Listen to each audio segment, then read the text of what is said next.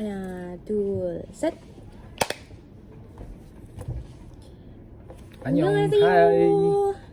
우리는 더블 더블 이어.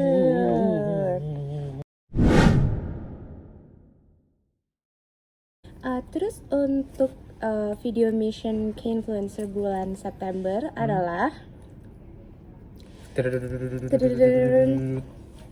pro tips on how To learn Korean. Wow. Sebagai penikmat, saya sebagai pelakor ya.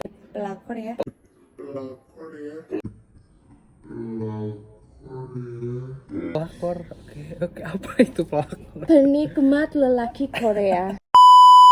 Oke, Ya. jadi kita ingin berbagi tips tentang bagaimana cara kita selama ini belajar bahasa Korea. Betul. Iya. Meskipun nggak expert, tapi ya dikit-dikit lah ya.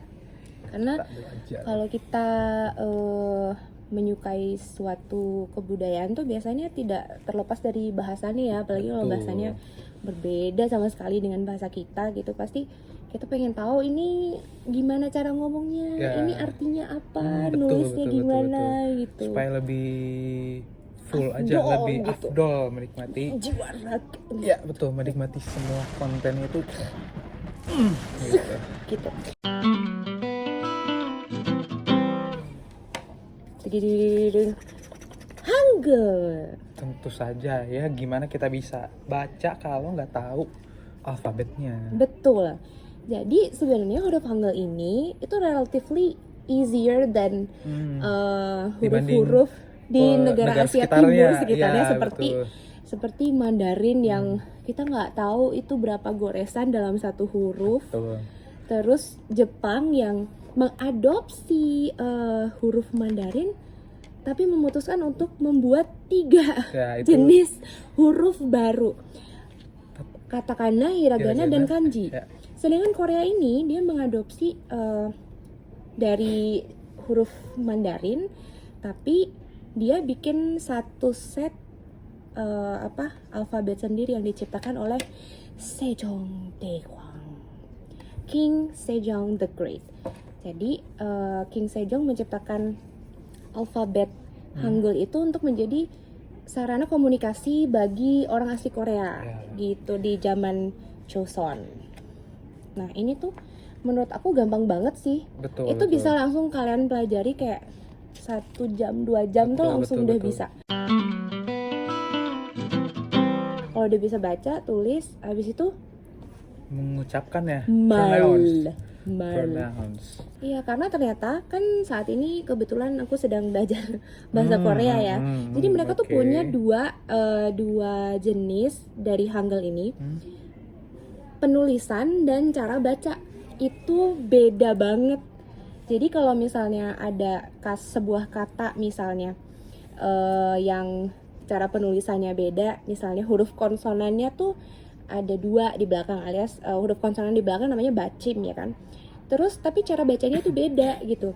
Kayak kata ayam, Chicken. tak. Oh, tak. Nah, itu kan huruf double D di atas, terus huruf A, habis itu bacimnya ada 2, real sama yang satu lagi kiet. Jadi R sama K, tapi bacanya tuh tak. Jadi R-nya nggak dibaca. Nah, yang kayak gitu-gitu tuh. Terus kayak perubahan dari, kalau kita sering tahu tulisan sarang hamnida, ternyata dibacanya sarang hamnida, kamsahamnida. Jadi itu tuh bukan salah dengar kita Bukan ya, tapi salah dengar, memang tapi seperti itu. memang mereka tuh punya jenis yang tertulis dan cara terucap gitu, jadi beda.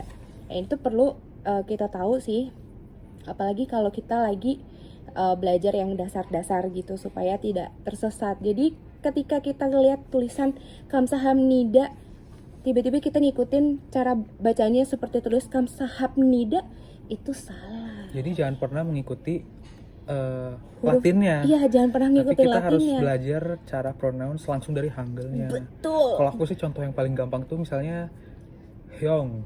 Itu kan H-Y-U-N-G kalau di Latin kan. Iya, itu Latinnya. Tapi kalau di Hangul itu kan sangat jelas, sangat clear Hyung gitu. Nah, bukan jadi Hyung iya. atau Hyung.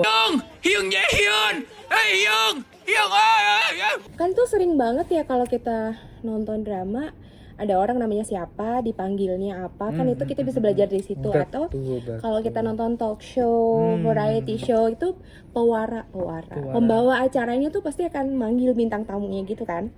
Dia pasti akan nyebut namanya dengan pronunciation yang benar. Nah, Betul. kita bisa take notes dari situ. Jadi yang tadinya kita nggak tahu Taehyung gitu, tiba-tiba Yoo Jae-sok manggil Taehyung, Kim Taehyung. Wah, oh Taehyung.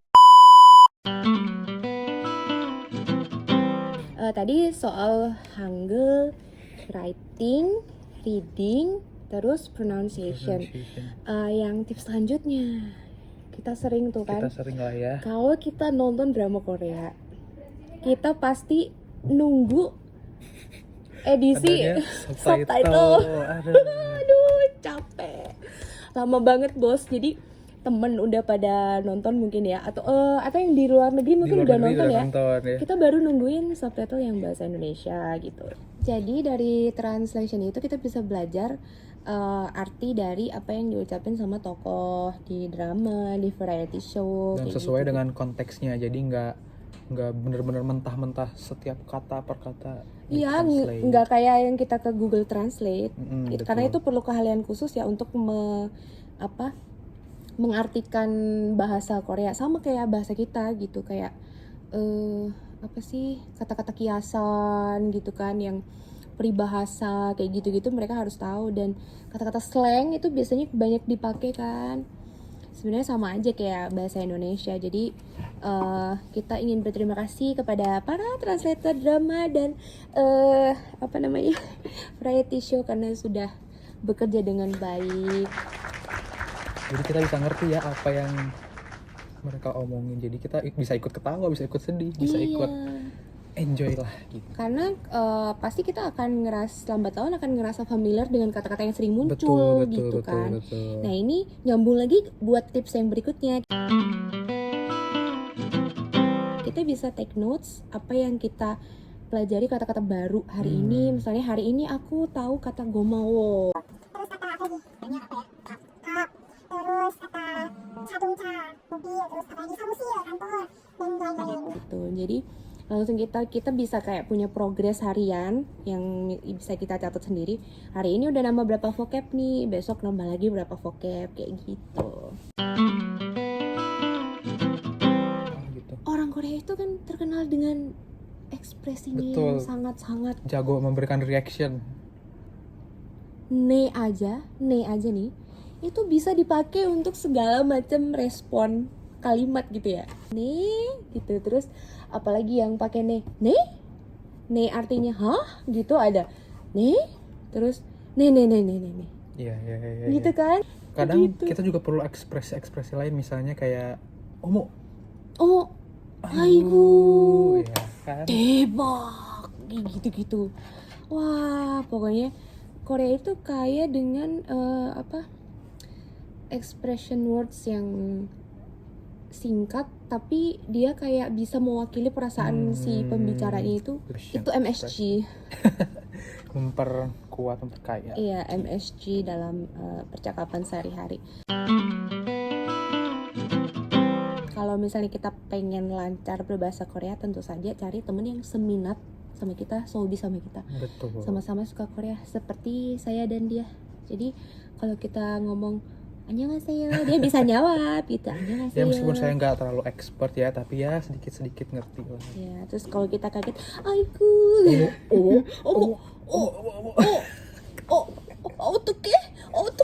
otokaji. Kita bisa. Terus kalau misalnya kita habis makan, masih saya, gitu. Itu pokoknya cari temen yang seminat, sehobi.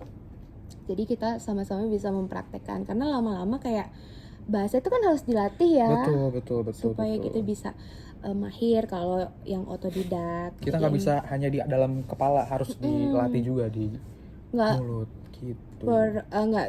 Nggak cuman baca, tulis, dengar, tapi harus mempraktekkan. kita ketemu sama partner yang sejalan, sealiran itu lebih enak. Jadi tips berikutnya carilah buddy untuk belajar conversation bersama. betul.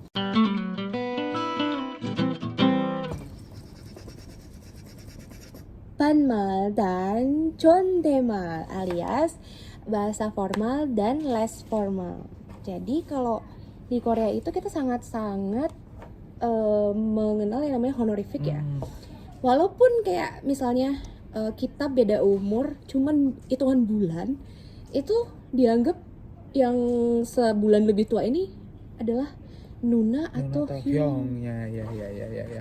Jadi Selalu ada yang siapa yang lebih tua, siapa yang lebih muda gitu ya. betul gitu. Jadi buat mereka itu matters banget. Kalau buat kita ya kayak kita mbak emas gitu lah ya. Kita harus tetap ada kayak batasan kata-kata sopan apa yang harus digunakan gitu. Kalau sepantaran gini kan nggak usah pakai yo, kecuali kalau emang kita baru ketemu. kenal gitu ya, Iya. belum akrab banget ya, tetap harus pakai 존댓말 yang belakangnya pakai yo, imnida, imnika kayak gitu.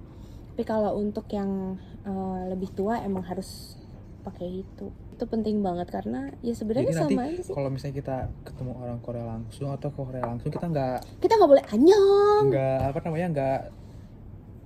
dianggap nggak sopan gitu. Iya. Dianggapnya kok ini orang sengak banget, siapa nih kok nggak sopan. Nggak boleh kita. Jadi nyebut nama pun juga harus kayaknya pakai nim. Oh, nim ya. Nim itu kalau yang kita benar-benar nggak kayak kolega gitu. Kalau temen gini aja bisa manggil nama atau she kalau mau tetap ini. Kalau baru pertama kali ketemu. Iya, Dian she. Tadi she. Defaultnya langsung yang formal aja lah ya. Karena kalau mau belajar amannya kayak gitu. Jadi kalau kebiasaan pakai banmal tuh takutnya pas kita benar-benar ketemu sama orang Korea, annyeong. Kayak lu sokap. Annyeong 친구야. Ini siapa sih yang belajar bahasa Korea di mana? Google Translate gitu. Jadi kita harus menjaga supaya tidak salah dalam memilih kata-kata yang kita ucapkan dalam bahasa Korea. Gitu. Kayaknya udah semua ya. Udah semua lah ya. Tips dari kita yang belajar otodidak.